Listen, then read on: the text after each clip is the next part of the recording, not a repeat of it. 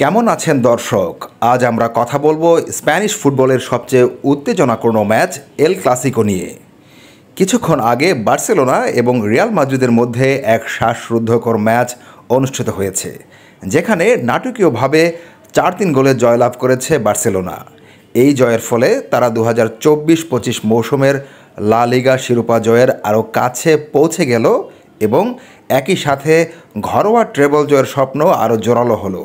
ম্যাচের শুরুতেই Real Madrid 2-0 গোলে এগিয়ে যায়, তবে বার্সেলোনা হার মানেনি।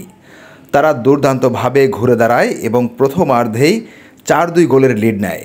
বার্সেলোনার হয়ে গোল করেন এরিক গার্সিয়া, লামিন ইয়ামাল এবং রাফিনহা, যিনি 2টি গোল করেন। প্রথমার্ধের এই আক্রমণাত্মক ফুটবল দর্শকদের মন্ত্রমুগ্ধ করে রেখেছিল।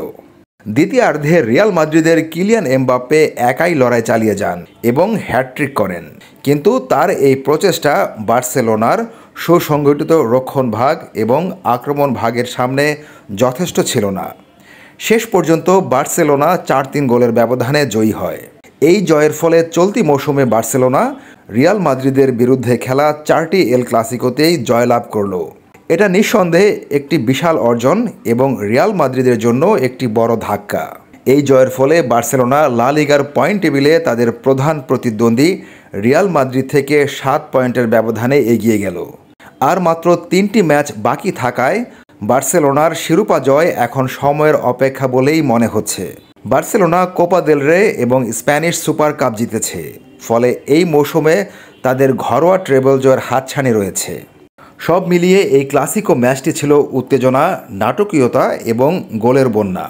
বার্সেলোনা তাদের অদম্য মানসিকতা এবং অসাধারণ পারফরম্যান্সের মাধ্যমে রিয়াল মাদ্রিদকে পরাজিত করে লা লিগা শিরোপার দিকে আরও এক ধাপ এগিয়ে গেল।